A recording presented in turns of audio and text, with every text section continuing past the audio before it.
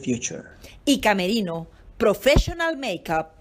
Te invitamos a visitar Carol Boutique en la ciudad de Doral, donde encontrarás la maravillosa ropa y accesorios que luzco en este programa.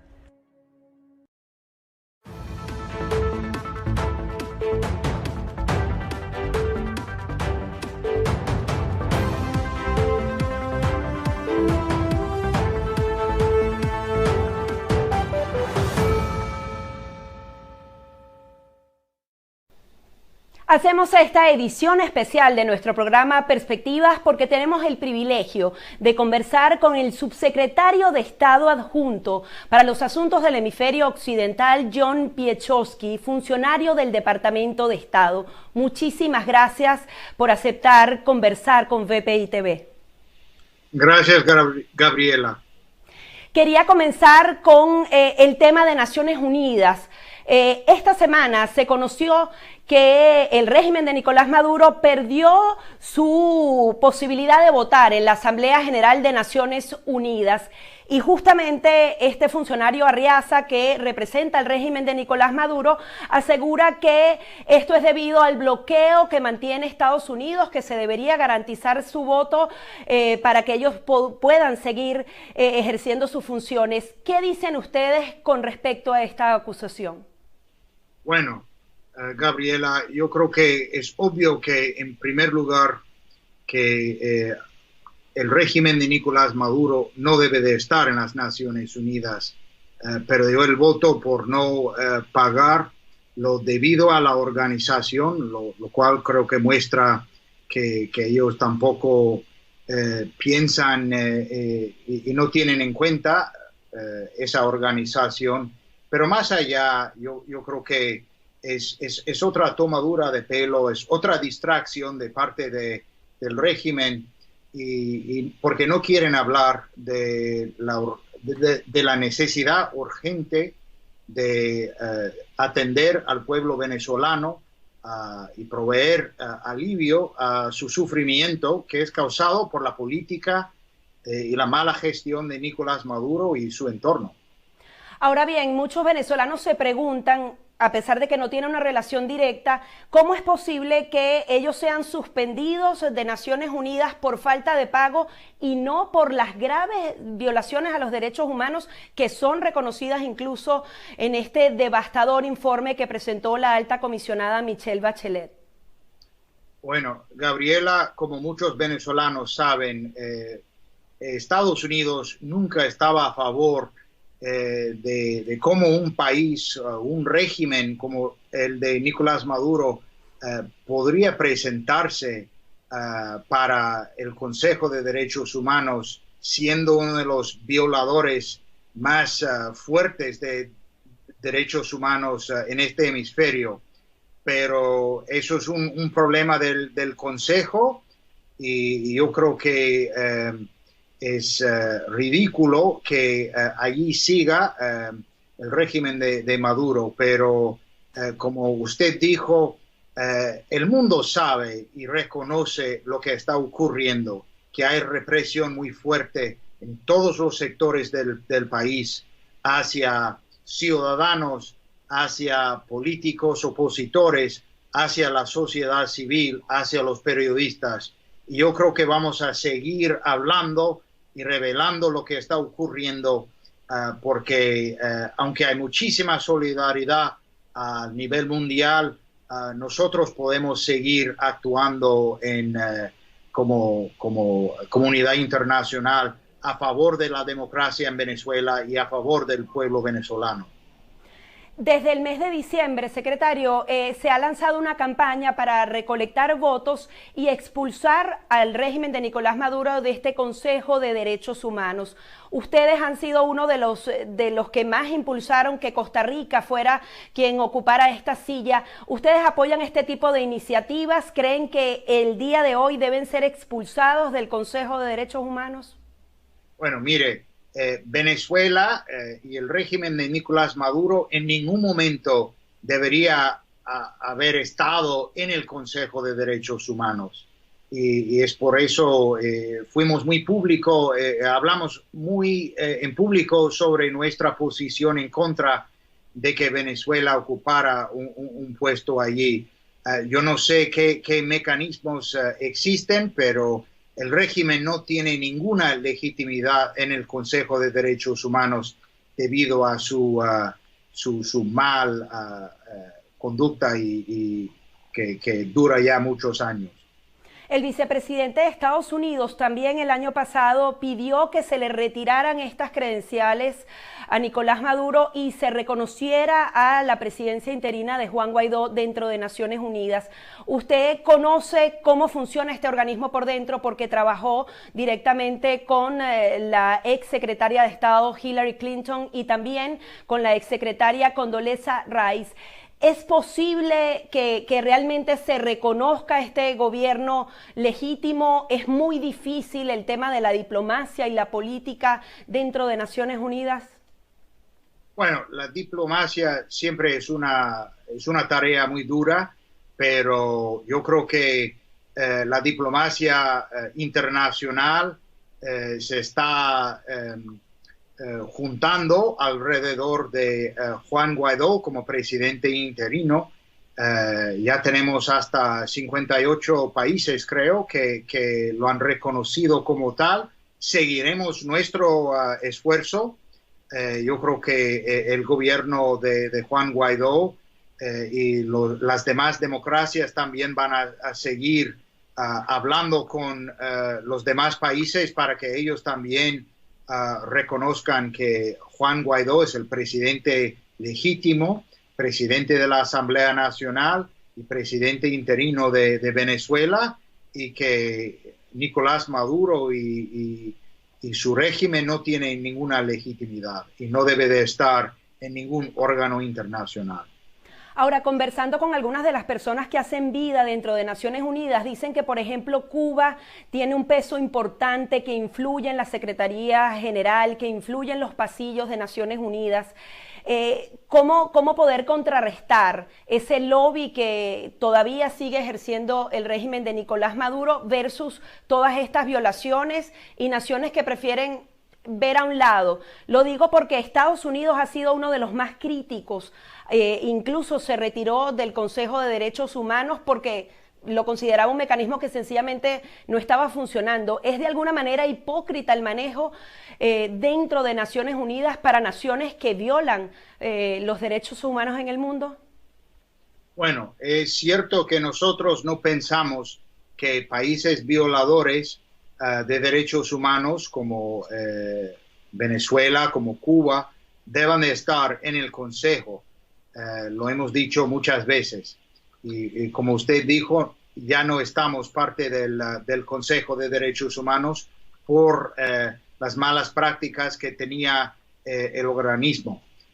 Mire, nosotros seguiremos hablando con los países del mundo para que reconozcan lo que está ocurriendo en Venezuela, para que ayuden a que haya una transición pacífica hacia la democracia. Usted habló un poco de la ONU y lo que ocurre allá en Nueva York. El secretario de Estado Pompeo estuvo esta mañana en la Organización de Estados Americanos, la OEA, y habló de cómo esa organización ha sido un actor muy fuerte enfrentándose a los grandes desafíos que tenemos en el hemisferio alrededor de la represión y de los regímenes autoritarios, como el régimen de Venezuela, de Maduro, de Cuba y de Nicaragua. Y yo creo que la OEA hoy día es un ejemplo de cómo un conjunto de países pueden vivir y ejercer diplomacia según sus valores. Justamente él felicitaba al secretario general, el secretario de Estado de Estados Unidos, Mike Pompeo, en el día de hoy felicitaba a Luis Almagro por ese liderazgo fuerte dentro de la Secretaría General de la Organización de Estados Americanos. Quizás se necesitan esos liderazgos fuertes dentro de Naciones Unidas para hacer posible, para que de manera práctica la diplomacia tenga este tipo de efectos y se pueda defender las democracias del mundo.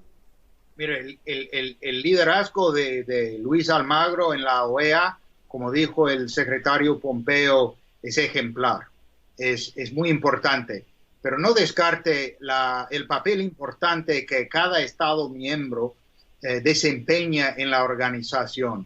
O sea que el secretario Pompeo no solo alabó el trabajo del secretario general Almagro, sino que también habló a los demás Estados miembros y les recordó que en un hemisferio de la libertad, como lo que tenemos en el hemisferio occidental, y en una organización como la OEA, que tiene la Carta Democrática, que debemos siempre tener en cuenta la democracia, los derechos humanos durante nuestras reuniones, y que tenemos que hablar con una voz muy contundente en contra de los regímenes de que no